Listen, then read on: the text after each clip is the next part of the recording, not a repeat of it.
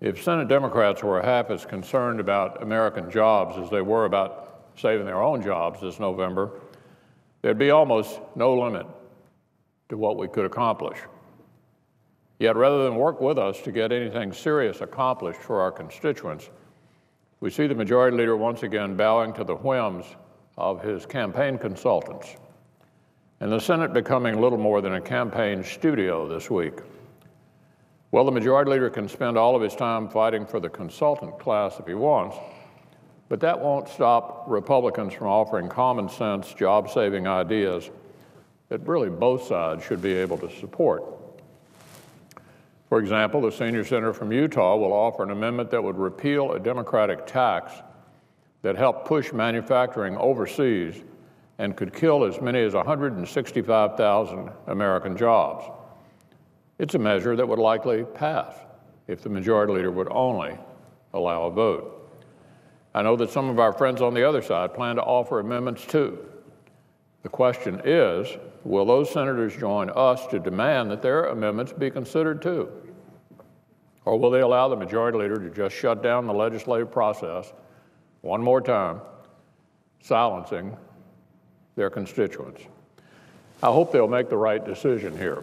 And since the Majority Leader seems so determined to convince everyone that he cares about protecting American jobs this week, I'm going to offer an opportunity to prove that he's serious about it.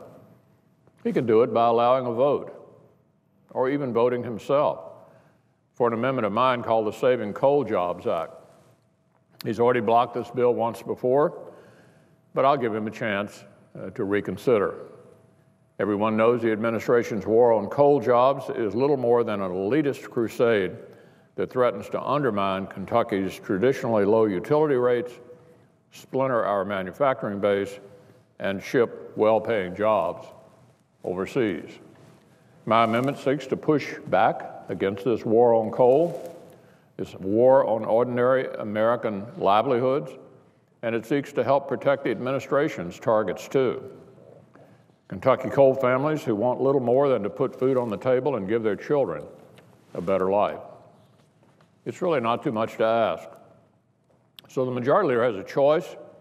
Is he in favor of shipping Kentucky jobs overseas, or will he help me protect the middle class by supporting this amendment? Regardless of what he decides, though, I'm going to keep fighting against this administration's unfair regulations.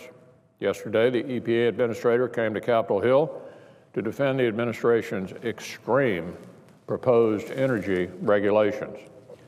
She tried to assure legislators that the administration wanted input from the public as it went about developing and implementing its job-killing agenda. But it's hard to take her seriously because earlier this week, I met with her in person and urged her to hold at least one listening session in coal country, the region most likely to be affected by the administration's regulations. She was unmoved. Apparently, the Obama administration isn't all that interested in what Kentucky thinks.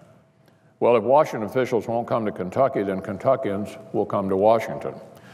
Next week, the administration plans to hold one of its listening sessions here in Washington.